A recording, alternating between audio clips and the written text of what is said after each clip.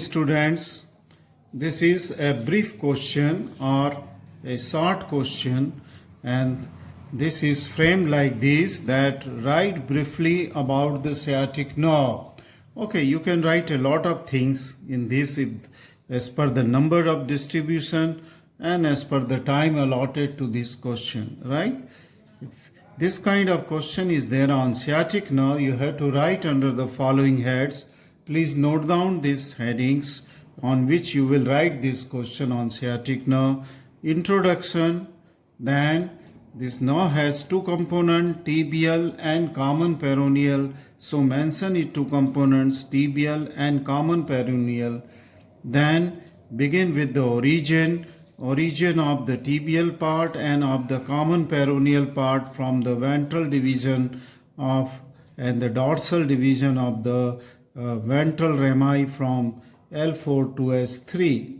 Then after formation of this nerve or origin, then write about its course. You have to write its course into the pelvis, then into the gluteal region, then into the thigh. And then while it is traveling from the gluteal region to its termination into the lower part of the thigh, you have to write its relation also. And then in its course, what are the branches are given by the sciatic nerve.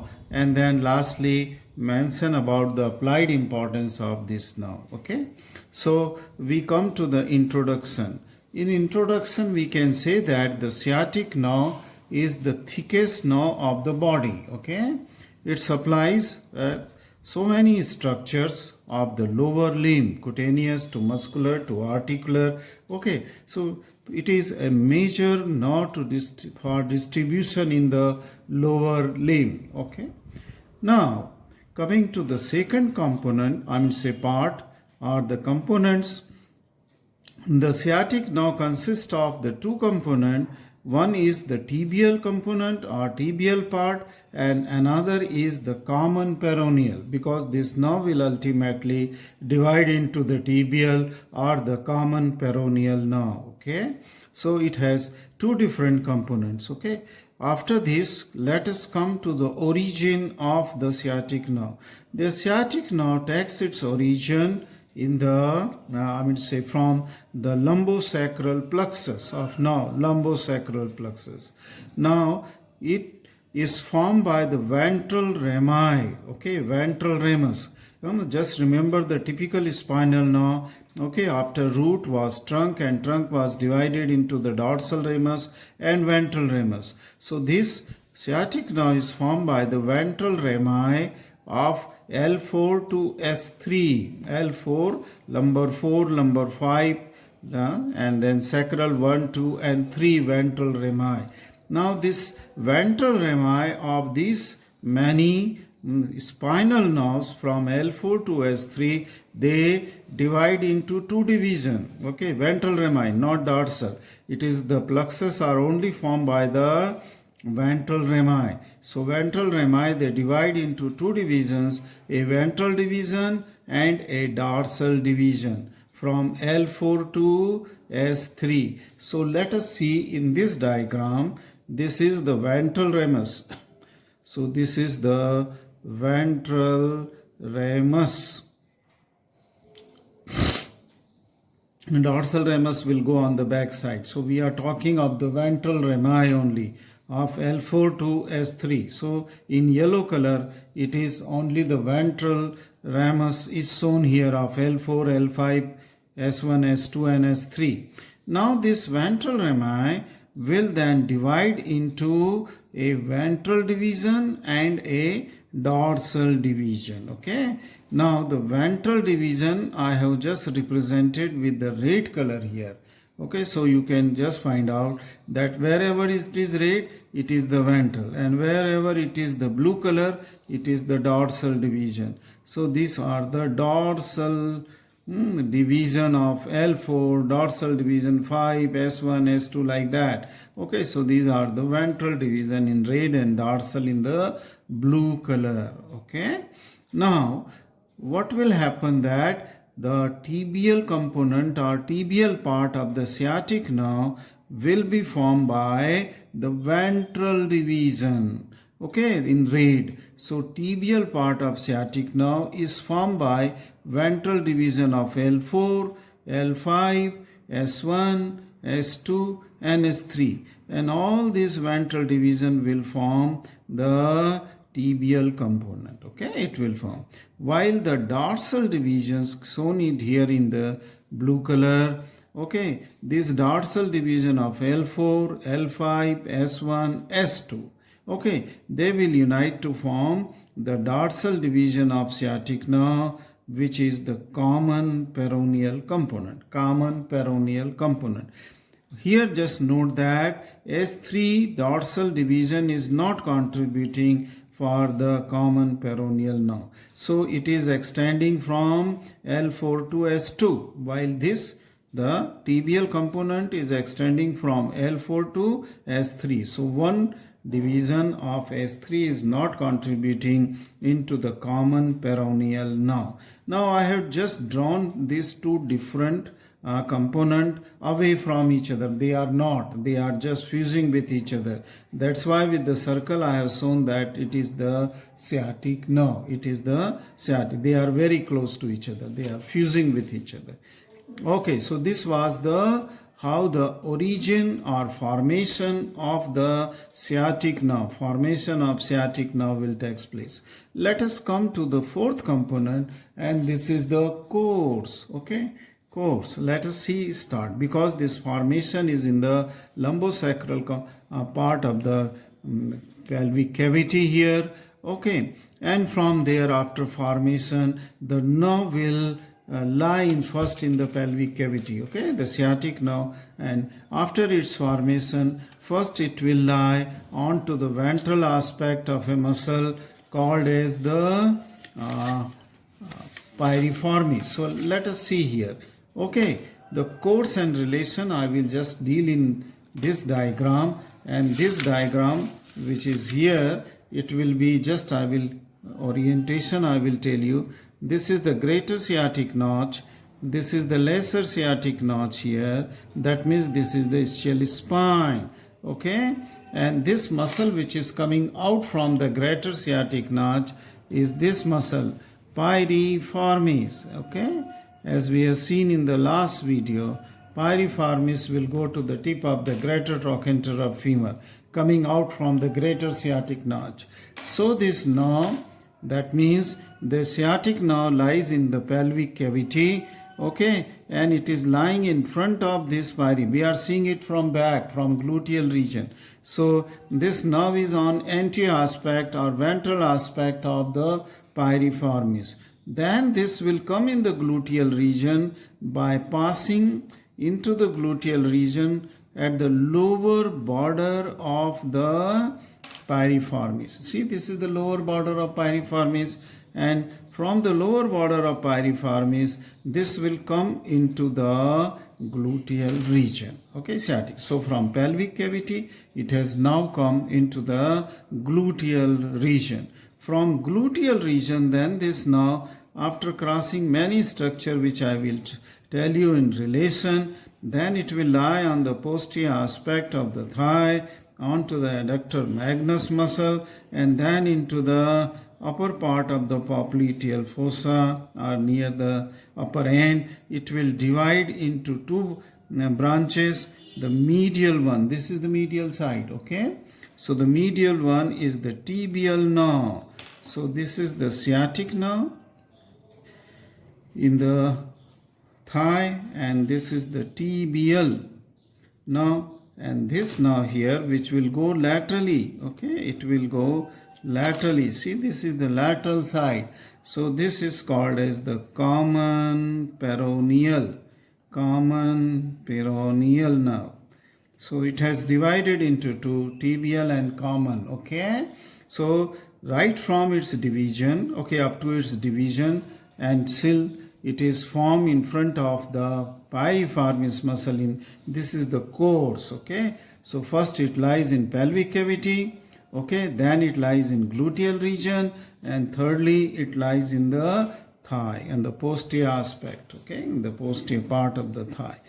Okay, Then we come to the relation. After this course from pelvic region to that of the lower end of the thigh, okay, where in popliteal fossa it has divided into two terminal branches, tibial and common peroneal. This was the course. Now its relation. Now if you see the relation in pelvic cavity, I told you that this now lies in front of the piriformis muscle, okay, covered by the fascia, covering to the piriformis, okay. Then we come to its relation into the gluteal region. Now as soon as it comes out from the lower margin of the piriformis, this lies on this bone, okay, this bone, okay, it is lying on a bone. It is the body of the ischium, okay. Let us see in this bone, okay, this is the greater sciatic notch. Here, somewhere here must be piriformis going here like this, and then from the lower border of piriformis the sciatic nerve will come and lie here, okay, it will lie here, and this is the body of the ischium, okay, body of the ischium. This is the ischial tuberosity. Then it will pass here laterally between the ischial tuberosity here, that means lateral to the ischial tuberosity here, where I will just put the pencil. This is a site where it will pass lateral to the ischial tuberosity, and here will lie the greater trochanter of the femur. So between ischial tuberosity and greater trochanter, this now greater trochanter will be here and ischial tuberosity is here. So this nerve will pass like this after lying onto the ischium, okay, the body of the ischium. It will pass here between these two structure, okay. While it is passing here and after coming after from the bone, its contact with the bone here, then this will lie here, okay, superficial to the tendon of the obturator internus. See this is the tendon of the obturator internus muscle, okay, tendon of the obturator internus coming out from the greater sciatic notch. This is the greater sciatic notch from where this tendon of the obturator is coming, okay. And then there are two gemelli, superior gemelli and the inferior gemelli on which it is lying. So this is the another relation, posterior relation, superior and inferior gemelli. And then it will lie onto another muscle, okay, that is called as quadratus femoris. So let me draw, this is piriformis. Then it lies onto the ischium bone, ischium. Then it lies on the obturator internus tendon and two gemelli, okay. Then it is the quadratus femoris muscle, okay. It will lie onto the posterior aspect of the quadratus femoris. As soon as we'll come to the post femoris, immediately just below that there is the presence of a muscle, and that is the adductor magnus muscle, a long fan-shaped muscle. So it will lie, and adductor magnus is coming from where? It is coming from conjoint ischiopubic ramus and from ischial tuberosity. Okay, this adductor part is coming from ischial tuberosity, which is gaining attachment from on the adductor tubercle in a form of a strong tendon. There is an aponeurotic seat which goes and get attachment to the supracondylar ridge medial, and the rest of the muscle is attached onto the linea aspera. So it will lie onto the adductor magnus. This is adductor magnus muscle, and this adductor magnus muscle, okay, is it lies very close to that of the linea aspera, okay, lies, which insert onto the linea aspera. Then this nerve will come out, okay, and it will lie on through the popliteal surface of the femur. This is the popliteal surface of the femur. It will lie onto the popliteal surface of the femur. These are the anterior, in anatomical position, these are the relations, anterior relation. Whatsoever structure, they will lie anterior to the sciatic, and means on which structure the sciatic nerve will lie. Okay, so these are those structure on which sciatic nerve will lie. Then its posterior relation, that means covering. Okay, it is covered by, first it will be covered by a big muscle here, gluteus maximus. It is covered by the gluteus maximus. Then it will come out from the lower margin of the gluteus maximus muscle. Okay, so the posterior relation will be that it will come out of the gluteus maximus muscle, right? And then what you will see here, it will be the long head of the biceps femoris will be there. Okay. Then what, not long knee, I mean to say it is the short head. Okay, biceps femoris will be crossing it from medial to the lateral side. So the biceps muscle will be crossing it from, yes, biceps muscle, long head of course, and just will be the short head also. Then both will cross it to the superficial surface. Okay, it's superficially it will be crossed. That means they will be the posterior relation. The rest of them were anterior, and then the biceps will be the posterior relation of this in the thigh. Okay, right, and then it will come to lie on lateral side. After crossing, the biceps will come to lie, especially the short head will come to lie on its lateral side. Okay, on its lateral side. Okay, throughout its course it is followed on medial side with the nerve which we have learned in the last video on the sciatic foramina, that is the posterior cutaneous nerve of thigh. The posterior cutaneous nerve of the thigh will be here. Okay, so it will lie to the medial side of the sciatic nerve. Okay, semimembranosus and semitendinosus, they will lie on its lateral side. Semimembranosus, semitendinosus, they will lie immediately on medial, and the long and the short head of the biceps, after crossing from medial to lateral, they will lie on its lateral side. In upper part, I have told you already, the gluteus maximus will be covering to this nerve. So these are the course and relation in pelvic, gluteal and region and thigh. Let us come to the branches of the sciatic nerve. Okay, now the branches of sciatic nerve, they are I mean to say, as soon as it comes out into the gluteal region, it gives a branch. Okay, that is articular branch. Okay, it is called as articular. So it gives a branch which is going and supplying to the hip joint. Hip joint lies lateral to it. Okay, so this is an articular branch which goes and supplied to the hip joint. Then from its tibial component or tibial part, since I told you that sciatic nerve has two components, one is tibial, another is common peroneal. This is common peroneal and tibial. But before it is terminating into two terminal branches, the sciatic, the tibial part of the sciatic nerve will give to the many muscles onto the thigh, and these are the semitendinosus, semimembranosus, and the long head of the biceps femoris, and ischial head of the adductor magnus. This part is the ischial head. I told you the long head of the bicep will cross this. Okay, that is, and semitendinosus and semimembranosus, which takes origin from ischial tuberosity. All these muscles are called as the hamstring muscle. So a group of the hamstring muscle is supplied by the tibial part of the sciatic nerve. That you should remember. Okay, which group? Hamstring group. And what are the muscle in hamstring group? Semimembranosus, semitendinosus, long head of the biceps, and that of the ischial head of the adductor.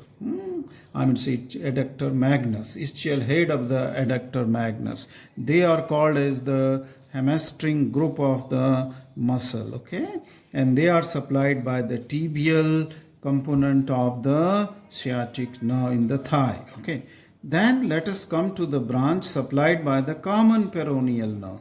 Now this common peroneal component of the sciatic nerve will give a branch, and that will go only one branch, and it will go to the short head of biceps.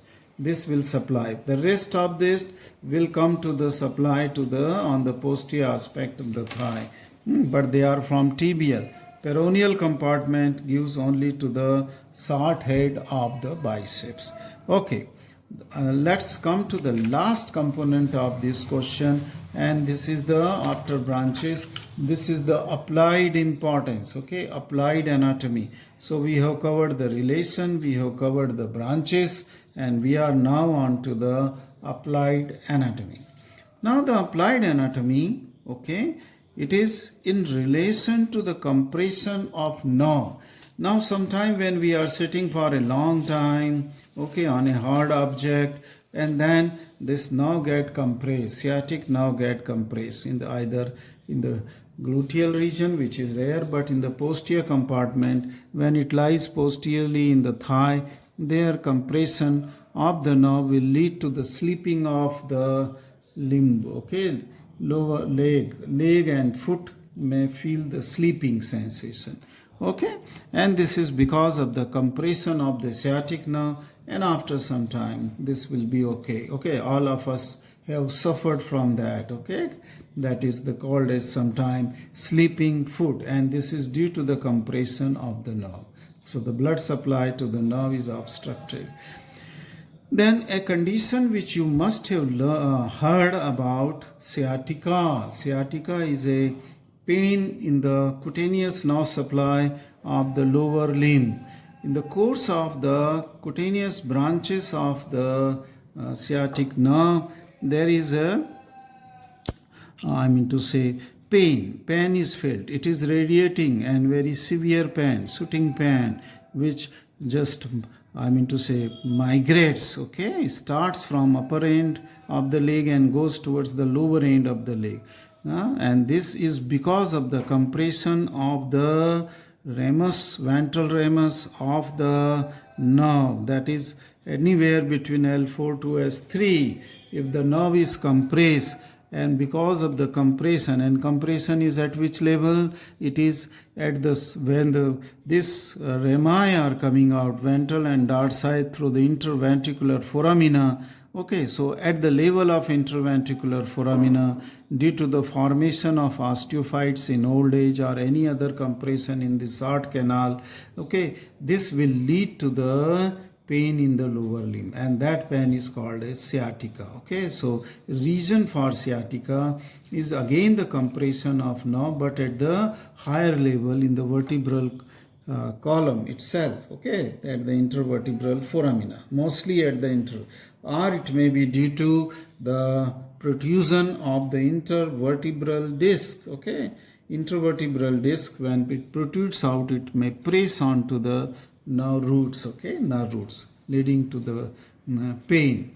Then injury of nerve, the sciatic nerve may get injured in the fracture of the femur or any other wound. Okay, and this may lead to the cutting of the sciatic nerve, and then all the muscles distal to the injury may get involved. There may be motor loss, that means paralysis, and the sensory loss will take place in the same side of the limb. Okay, so this completes the short question on the sciatic nerve. Okay, where we have learned right from its origin, that is formation, to its branches, to its relation, and then applied importance. Thank you very much for watching this video.